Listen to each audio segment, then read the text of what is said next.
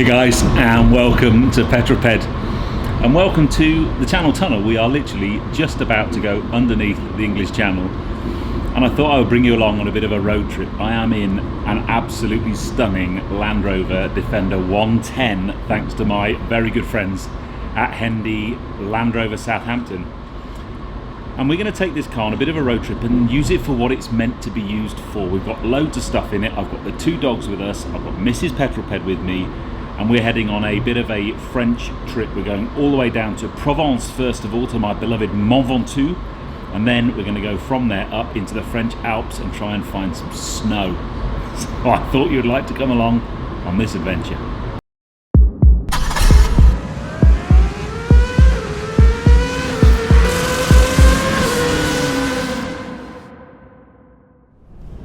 We're in France. We are indeed. So, we are in France and we've got both dogs with us. And this is the first time we've actually been in France with the dogs we were working about 2018, I think. Yeah. But we are now in France. First time Hallie has been in France.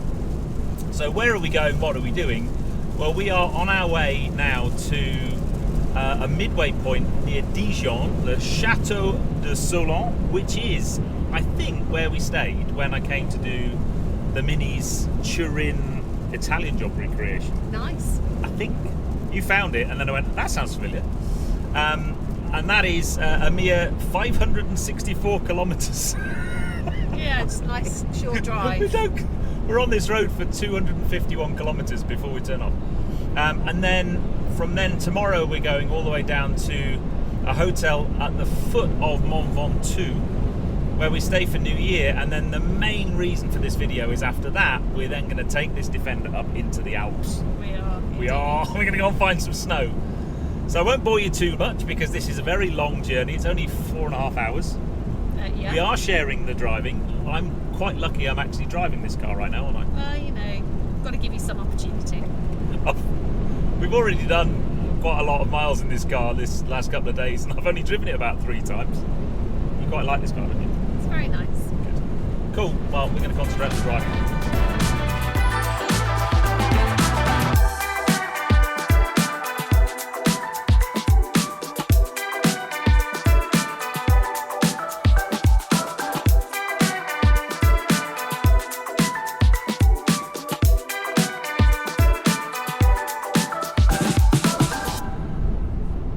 So a very quick report in.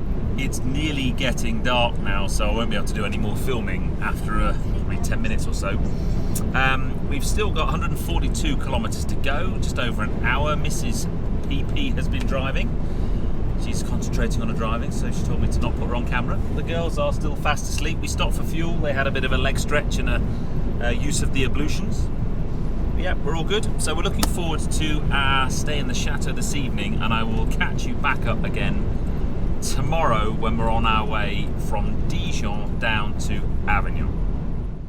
Now, good morning. It is now the next morning, and we parked up here last night. It's not too late actually, but this is Chateau de Solon, and it is definitely the place we stayed here when we were on our mini trip down to Turin. In fact, if I remember rightly, we parked the 3 Minis up against that wall over there. It's so good to be back. We had a lovely meal in the restaurant over there, but we're all packed up and ready to head off. But this place is just outside of Dijon, about 10 kilometers outside of Dijon. And if you are driving to the south of France, it's a brilliant kind of halfway stop, because it was only about 5.5 hours from the tunnel. So we're going to get in the car. So far, this thing is awesome. Once again, I'm sat on the wrong side of the car. Yes, I didn't get a chance to drive today, but then I have got some important stuff to do, because I'm actually going to be filming my end of year review literally as soon as I finish this bit to camera. So we are on our way to a place called Crillon-le-Brave. It's just on the foothills of Mont Ventoux, and we've got a journey of 394 k's. So that should take us about 3.5 hours. So plenty of time for me to get some filming in. And then once we get there, then I'm going to tell you about the spec of this car and our plans to do something quite special with it next week.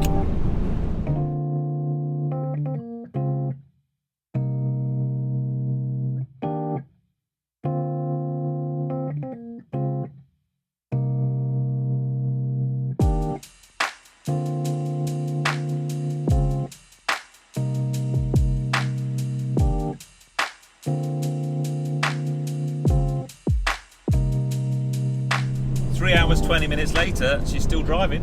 I think it's 3:25 now, actually. And I've been driving while you've been working the whole time. I have indeed been working. I've even got my laptop here. I'm editing a film. What do you think? Oh, I just love it. Oh no. Such a good car. So sturdy. It's really nippy for such a big car. It's comfortable.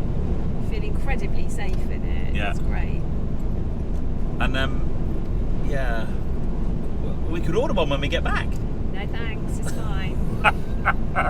So we've only got 65 kilometers to go. I've now finished editing my video, actually filming and editing my video. So maybe we could swap over and I can have a go.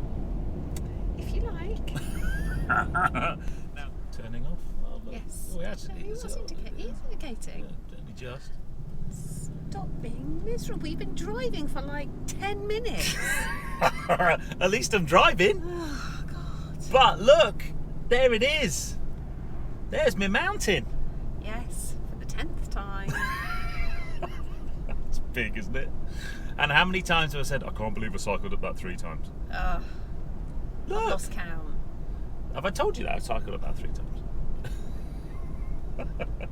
We are less than 10 minutes away now, but it's such an amazing mountain, Mont Ventoux. If you've ever been, Provence itself is relatively flat.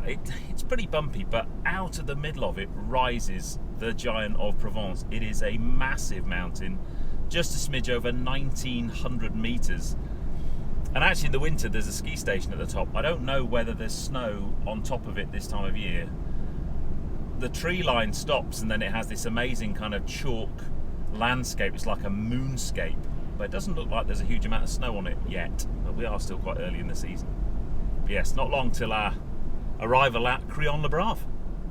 Yeah. Well done for driving today, by the way. Car. Have a cup of tea. You did awesome. Thanks. You can have a cup of tea, I'm going to have a beer. So we've arrived at Hotel Courchevel. You can see the Defender parked in the background, right next to a G-Wagon, which is very, very cool. So Tracy's getting us all checked in and I am giving the girls a bit of a leg stretch because they've been brilliant for the last, I don't know, 3.5 hours or so in the car. Really, really good. But over here, it's a rather special view. Take a look at that. Absolutely stunning. The other side of, we're on a small hill here. Mont Ventoux is behind me, but this is such a beautiful, beautiful view. Lovely time of the day as well. Just starting to see the sun go down, but there's a lovely mist and colour.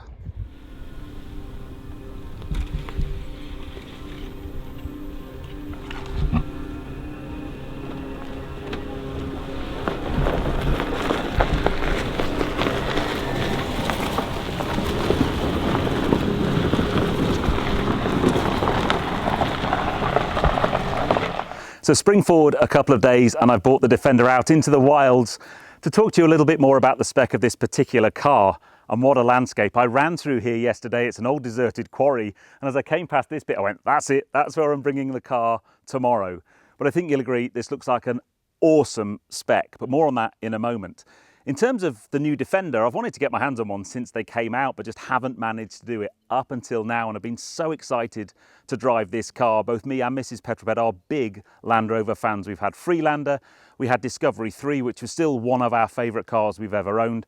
And we had a first generation Range Rover Sport Autobiography and loved them all. But this new Defender, interestingly for both of us, this drives an awful lot like our old Discovery 3. And neither of us are a big fan of Discovery 5, I'm afraid. And I actually think this is the car really to replace Discovery 5. It's the car that Discovery 5 should have been. I might upset a few people by saying that. In terms of Defender and the different options, you've got 3 different sizes, 90, 110 and 130. So this sits in the middle. It is a cavernous car in there. And then in terms of engine choice, really interesting, there are 2 mild hybrid diesel options producing around about 250 horsepower or 300 horsepower. There's a snorty V8 if your budget will stretch that far. Or for me, this is the interesting car. So this is a plug-in hybrid. Underneath the bonnet is just a 2-litre 4-cylinder petrol engine, but it's coupled with an electric motor and battery pack to give you a combination of either hybrid running or pure EV running. This car will do up to around about 25 miles on pure EV. And interestingly, compared with Range Rover Sport and Range Rover, when this is running in pure EV, it's actually still operating as a four-wheel drive car, where the other two members of the Land Rover family are actually two-wheel drive when they're running in EV. It's got a snappy title, this car, in terms of the actual spec. This is a Land Rover Defender 110 X-Dynamic P400e HSE PHEV. Now, we'll talk more about the performance of the engine and the way it drives a little bit later on in the video, but this is producing just over 400 horsepower and about 640 newton meters of torque. So even though it weighs 2.2 tons, it will still do 0 to 62 miles an hour in 5.6 seconds. This is a quick old car. But look at it. I mean, when you say, you know you love your car when you walk away from it in a car park and you keep looking back and going, I've done that every time I walk away from this car. I think it looks absolutely sensational. Let's talk about the price and spec of this particular car. Now, although Defender starts at around about £60,000 and goes all the way up to way beyond 100,000 quid, this particular car, the X-Dynamic HSE P400e PHEV, starts at about £75,500. But option-wise, first up, and it's probably the most obvious option, it has what's called the Explorer Pack. Now, the Explorer Pack includes important things like mud flaps, the big long ones. It's got a little decal on the bonnet with 110. That looks really, really cool. It's got extended arches. It has a snorkel, so this car can wade in water up to nearly 1 meter of depth. The Explorer Pack also includes the roof rack, and then on the side there is a gear carrier. I've been calling that the pannier. Now, that Explorer Pack is £3,200, but for me it just makes that car look so cool. Add to that also on the other side, you won't be able to see it from your position there, there's also an extendable ladder. Now, that is an extra £768, but it just sets the car off brilliantly. It's probably terrible for aerodynamics, but boy does it look good. Other cool things, this has electronically deployable side steps. Now, they are £2,500. They do some fixed side steps. Side steps for me are a really important option in this car because it is quite high to get in and out of without them. The deployable ones do look really cool though. It has an electronically deployable tow bar. Now, that's £1,100. You can get a removable tow bar, which is a little bit cheaper, but this car can tow up to 3.5 tons. So whether that's a horse box, a boat, a caravan, or me just putting a bike carrier on the back, brilliantly usable car. And if it's anything like our old Discovery, they tow fantastically. One of the best towing vehicles you can buy. Big option item, the wheels, 22-inch wheels. Now, they are an extra £2,300, but set the car off brilliantly, especially with the flared arches. I just think it looks mega with them. And then the last thing on this car, which is an option which I definitely wouldn't spec, but it's quite cool, this big thing sticking on the front, in here is a winch.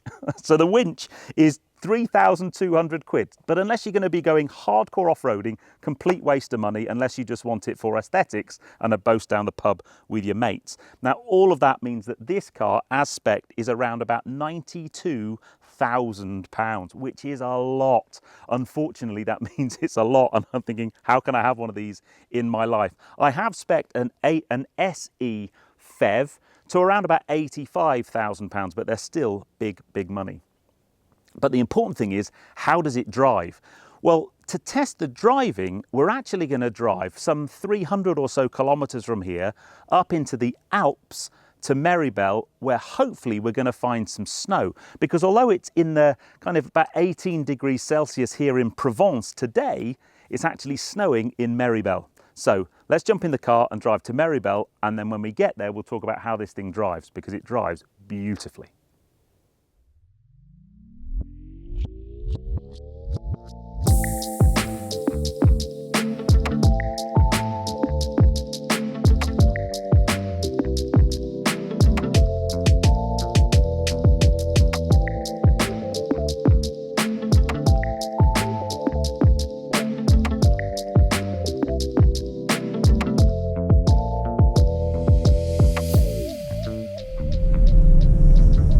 To drive today, I've been poorly. So JC's driven all the way. We're only 10 kilometres from Meribel, and we've just started going up this very cool alpine road. You enjoying yourself, mate? Yeah, although there's a sheer drop on the right hand side. Yeah. Barriers. Yeah, they kind of have that quite a lot round here. Luckily we've got some taxis and stuff in front, so it's not too bad. And it's not yet, we haven't got any snow. I think we need to be quite high up to get snow. We've still got 10 k's to go. What's the temperature outside? Still 12. Oh, to be in the Porsche. That'd be cool. Let's see if you were saying that if you were driving up here in snow. Well, yeah, true. Okay. But yeah, I've been not on good form today. So you've driven like 350 kilometres. Yeah. Looking after me, trying to get fluids into me. Picked up a little tummy bug, but I feel much better. And hopefully by tomorrow, we can talk to you about what this car's like to drive. But for now, I'm going to leave you in the capable hands of the boss.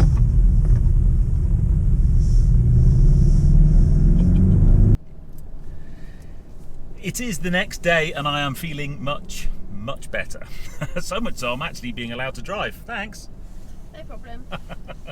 So we're actually visiting our goddaughter who's she's doing a ski season in a chalet in Latagna. We're actually coming out to ski with her in February, but we thought we'd come out and visit. And I thought it would be really cool to bring the car up and find some snow. The slight problem for that cunning plan is there isn't really very much snow around. I mean, the pistes, we're just in between Courchevel 1650 and 1850, and we've seen a couple of the pistes, and it's very limited snow at the moment. I mean, it's still very early in the season, but I had these amazing visions of parking the car up with really beautiful snowy vistas and all that kind of stuff. It's not happening at all. We might get a couple of pics though. We might get a couple of pics.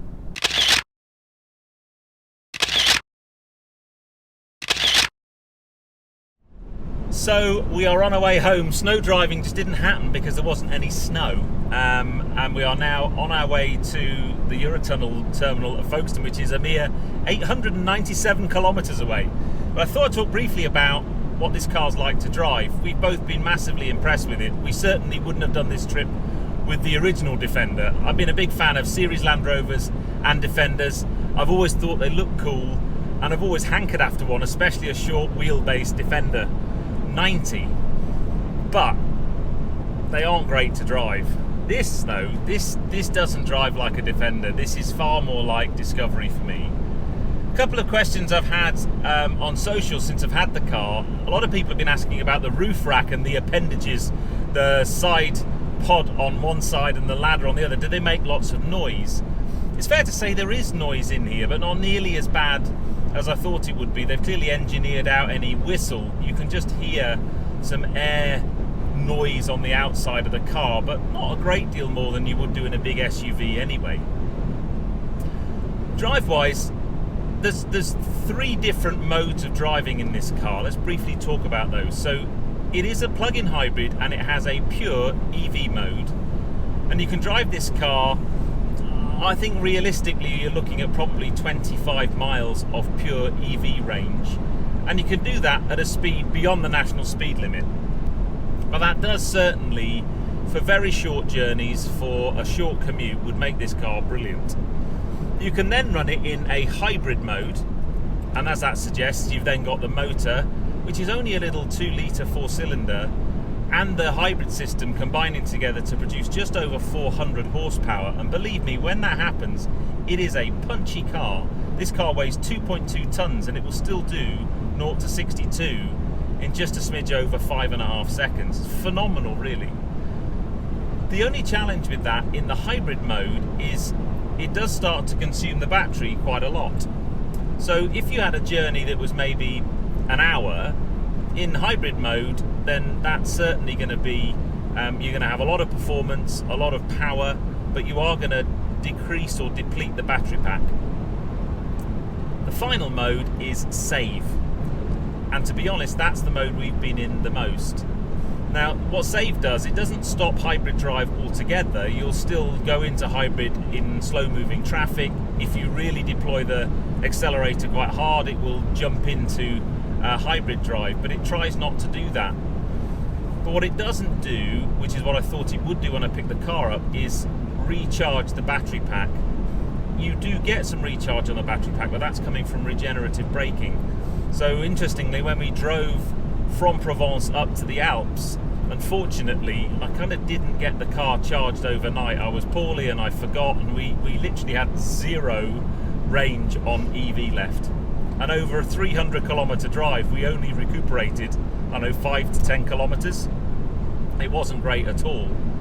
But leaving the resort this morning and coming down out of the mountains, we gained 5 kilometres in probably 30, because we were on brakes and on regenerative braking all the time. So you can gain that back. So Save, on a longer journey, you would put it in that mode, and that would then give you the ability to kind of keep as much EV as possible.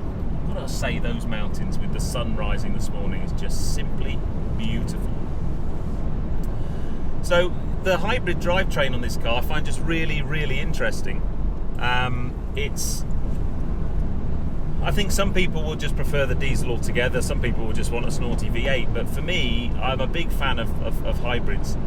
I think the EV running needs to be a bit longer. I think the ability to recharge the battery as you're driving would be a very, very good addition to this car. As you can see, I am safely home. I changed my filming plans a little bit yesterday. It was such a long day in the car. I wanted to give you my summary at the end of our trip, but we got home in the dark and it was such a long drive. I just decided to concentrate on the driving and summarise when you could actually see the car from the outside as well. But what an unbelievable 2 weeks we've spent with this car. We've done just over 2,000 miles, and that teaches you so much about a car. All the little things that you need to spend time with a car to get under its skin. First up, I think the Defender, for me, the looks grew on me. I didn't really like it when I first saw it, but now I think it sits so well in its skin. And in this spec, with the Explorer pack in particular, I just absolutely love it. And it's very rare that I get a press car or a loan car that both myself and Tracy absolutely love and would buy in a heartbeat. And this is it. We would buy one of these tomorrow. We absolutely love it.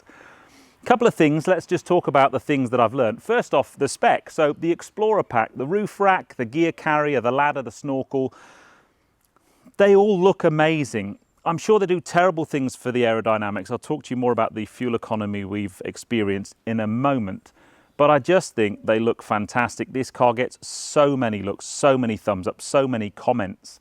I just think it looks fantastic. I wouldn't bother with the winch though. Santorini black, probably not the colour I would go for, but it certainly looks murdered out. It's like Batman's off-roader, basically. The plug-in hybrid variant, one of the things you will discover is in the boot, there's a hump on the boot floor, which is basically where the battery pack is, which does eke into the boot capacity a little bit, but you've still got some 499 litres of boot space. And if you drop the seats in the back, you've got 1,946 litres, which is just unbelievable. We had no problems with storage at all, even though the dogs took up the back seats. There's so much space for passengers, there's so much legroom, you can put loads of stuff in there. And if you wanted more with the roof rack, I could just drop my roof box on the top and you'd have loads more stowage. Engine wise, so we did just over 2,000 miles, but much of that, the UK miles, a lot of them were on motorway or dual carriageway at 70 miles an hour. And in France, the vast majority of those miles were on the autoroute doing 130 kilometres an hour, which is not this car's forte. Aerodynamics take effect, and especially that, all the Explorer pack stuff, and it's a big old car anyway. So in that kind of driving, our average MPG for those 2,000 miles is around 20 MPG, which I know is not great at all. That is petrol miles per gallon, which obviously is a little bit less painful than diesel, but it's still not great at all. However, we don't do trips like that very often. Most of our running, if we had this car, would be local running, in which case we'd be running it in EV, or shorter trips, you know, an hour duration or so, we've been in hybrid. And then when you're in hybrid, this is averaging around about 30, 31, 32, which is much more palatable. So I'm not so sure the type of driving we've done has really shown this car off to its best. If you were doing that, maybe the diesel mild hybrid options would be a better choice for you. It would certainly be something I would consider, but when we had our Range Rover Sport autobiography, the short run journey profile just was terrible for fuel economy, and that's one of the reasons why we moved it on and went into something else. Inside, loads of comfort for the drivers. The infotainment system, the modern day Jaguar infotainment system, is so much better than their old one. It's very intuitive. I like the colouring of it. We used Apple CarPlay mainly for our sat-nav, but all of the controls are nice and easy. There's a big bunch of proper buttons for all of your climate control and that type of thing.